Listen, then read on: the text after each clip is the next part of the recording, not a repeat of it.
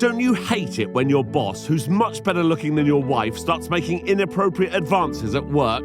Not really. Well, that's what happens in this film. From 2022, this is My Nightmare Office Affair.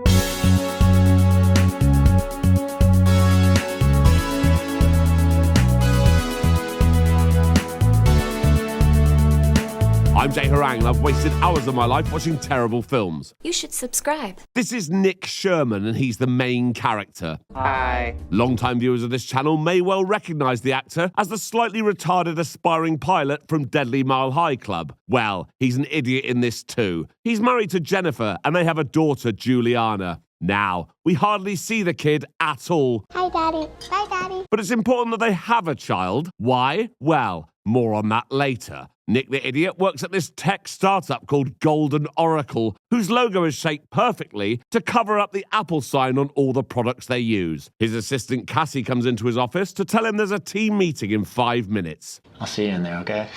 Right. In the meeting, they're discussing their new app, Connexify. Connexify connects all home appliances to your phone. That sounds good, doesn't it? Yeah. Nick's boss, Lisa, wants to know if the app's ready to launch, and team leader Bob's like, yeah, definitely. Lisa's like, Nick, what do you think? Well, there is a pretty concerning backdoor that we haven't figured out yet. Backdoor. I don't think that we can ethically release Connexify until we have it solved. Oh dear. Then Nick the Idiot shows everyone how he can use the app to control other people's devices. That's not good. It's pretty concerning, actually. Bob, did you know about this? I was made aware of it recently. Very recently. Lisa's like, well, we can't launch this now. Get it fixed. And Bob is livid. Give me a little heads up next time you plan on cutting me off at the knees in front of everyone. Yeah, of course, I'm not trying to make... Great. Glad you're on board. Later, Lisa comes into Nick's office and says, great work, Nick, come to lunch with me. And he agrees. At the restaurant, Nick starts banging on about his wife, Jennifer, and how much he loves his kid. How old is your little girl? Doesn't matter, we're never going to see her again. Bye, Daddy. Nick's like, do you have kids? And she's like, no, I really want them. I just can't find a man to give me them because I'm so busy with work. I bet you would make a great mother. She's like, yeah, I've tried to adopt, but they won't let me because I'm always at work. Anyway, speaking of work, Lisa asked Nick if he'd like to lead the Connexify team. Leading the team? Yes. He's like, what about Bob? And she's like, no, Bob's shit. And he's like, oh, okay, then thanks. When he gets back to work, Jennifer comes to see him. He's like, guess what? I got promoted. And she's like, oh, wow, Nick, let's celebrate. And he's like, no, I'm too busy with work. And I will be for the next 2 weeks. I have ambitions too, Nick. Ah, yes, Jennifer's ambition is to become a yoga instructor. Right. At the weekend, Nick the Idiot drags Jennifer to the app launch party. Everyone's there. Lisa, Bob, Cassie, and a load of non-speaking extras. Lisa's like, Nick, I've got something for your daughter. And oh, look, it's a teddy bear. More on that later. Jennifer notices that Lisa can't keep her hands off Nick, and later Bob approaches her and makes things worse. You know, Lisa's really taken a liking to him. A lot of late nights in his future. What's that supposed to mean? Nice meeting you. Enjoy the party. So Jennifer's like, right, Nick, come on, we're leaving. But he's like, I have to stay here, but you can go home and tend to our invisible daughter. And she's like, fine. When Nick gets home, Jennifer's like, right, I reckon your boss wants to shag you. What? That woman likes you. I'm only interested in one hot yoga teacher. But hang on, Lisa is seeing and hearing all of this through the camera she's hidden in the teddy bear, which is always perfectly placed in the living room to capture important conversations. This, by the way, is the only reason Nick and Jennifer have a kid, just so Lisa can get a camera into their house. Why isn't it in the kid's bedroom? Because plot. Lisa sees an email from Nick the Idiot telling her that an app called Brute Force could be used to control anyone's devices that have Connexify installed. I wonder what she's going to do with that information. The next day, Lisa has a meeting with the adoption agency as she's applying to get a kid again. The woman from the agency is like, no, I doubt you're going to get accepted. But Lisa's like, just apply anyway. So that's happening. Later that day in the office, Lisa comes in to tell Nick how impressive she thinks he is. You know, it's getting kind of late. I should probably get home. If that's what you really need to do. I'll see you tomorrow. Whoa. What? I have a wife. Come on, Nick. Like, I'm really flattered, Lisa, but I can't. Like, I have to go. See you tomorrow then. Uh-oh, Bob's seen all of that. The next morning, Lisa's watching Nick and Jennifer through the teddy bear that they've placed conveniently on the sofa in the living room. Lisa hears that Jennifer is annoyed that Nick will be working late again, so calls Nick to make things even worse. Lisa again, huh? She's my boss. I know. He's like, don't worry, once this launch is done, I'll have more time to spend with you and Juliana, if we can find her. Lisa then follows Jennifer to the stock footage cafe where she accidentally bumps into her, just so she can get access to her phone. Jennifer thinks Lisa's a bit weird, so looks her up on Lifetime's Google equivalent, Abra200. There's not much on her, just this poorly written article about how she followed in her father's footsteps to work in tech. Oh yeah, speaking of her dad, she killed him when she was a teenager. That's not relevant to the story. It just lets us know she's a bad person, but Jennifer does yoga, so I'm still on Lisa's side. As you're still watching, please do me a favor and press the like button. It really helps me out. Also, please consider joining my Patreon, where you can watch 12 or more of my videos that aren't on YouTube. It's only $3 a month. The link's in the description. Thanks. Right, back to this film. Lisa has finally broken into Jennifer's phone, just in time to watch Nick getting changed.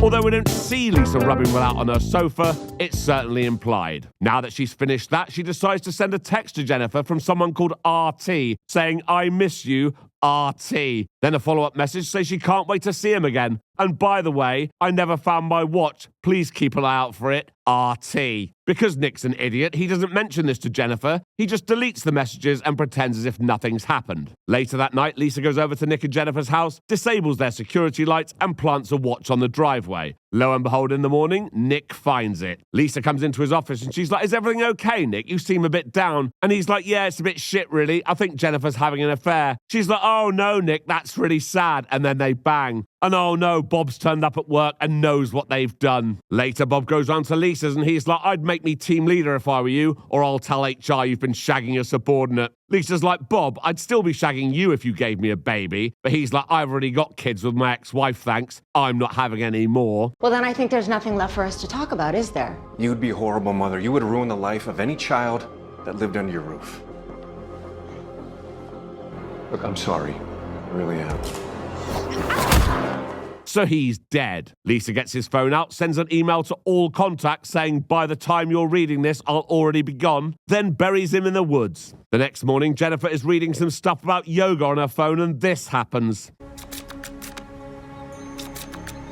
That's right, she somehow saw Lisa watching her through her phone. Not sure how that works, but Lisa's like shit and puts her iPad down. In the bedroom, Nick gets a call from Cassie telling him about the email she got from Bob. At work, Lisa gives a speech about Bob and tells the staff they can all go home if they're sad. Then she goes into Nick's office. It's just shocking, you know? About Bob? Yeah.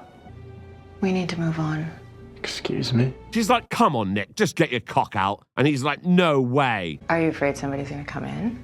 Haha, Lisa. I'm not sure what the joke was supposed to be there, but moving on. She's like, come round to my place later, and he's like, no. So she calls Cassie and tells her to send Nick to her office. Hey, burning that midnight oil again?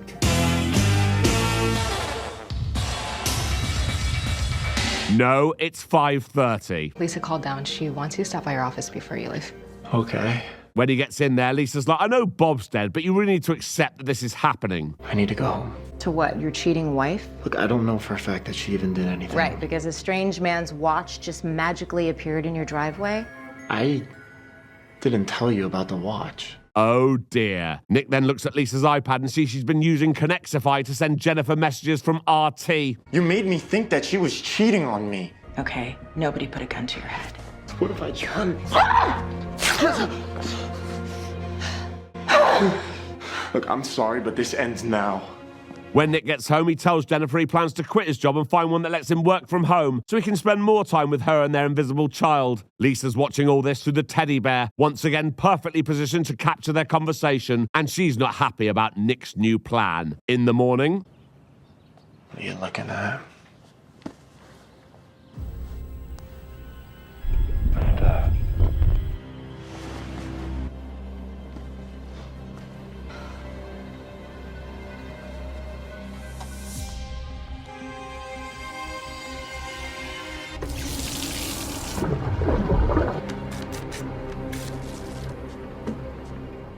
At last. Lisa now has no way to monitor Nick and Jennifer, so she calls the useless Lifetime Police Department and tells them Nick forced her. The next morning, Detective Ruiz comes over to ask if this is true. No. Why don't we go clear this up? The interview is ridiculous. Nick tells Detective Ruiz about everything that's been happening, but she's not remotely interested in that. I don't know why I'm bothering even going over this, because nothing comes out of this whatsoever. In fact, as soon as Nick leaves the station, we can all just forget it even happened. Nick tells Cassie about all the stuff Lisa's been doing, and she's like, wow, Lisa's bad, isn't she? And he's like, yeah. Lisa manipulated you, Nick. Well, didn't I let her, though? We can fix this. When Nick gets home, he admits everything to Jennifer. How could you do this to us? Us? Oh yeah, the kid. Forgot about her. Hi, Daddy. You're unbelievable.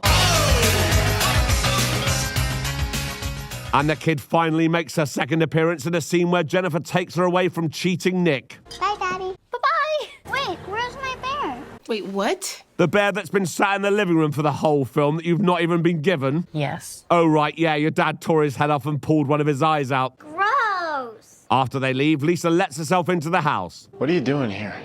Did you learn your lesson, Nick? You ruined my family. You've outgrown Jennifer. I'm calling the police. You wouldn't want some of Bob's personal possessions to end up in your office, would you, Nick? You killed him?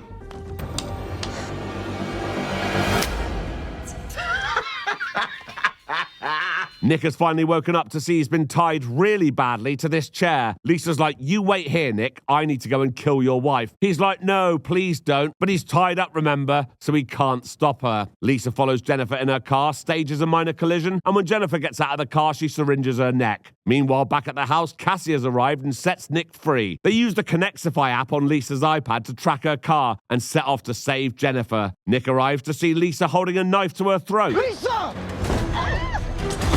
You okay? No! Oops. Look what you made me do! Stop fighting. So Nick and Jennifer are safe, Cassie's the hero, and Lisa's taken to hospital, then presumably prison. And what a shame, because after all that, Lisa's application to adopt a child was successful. But that's the end of the film, so until next time. Thank you for watching this video. Please like and subscribe, and please consider joining my Patreon. There's a link in the description. Thank you.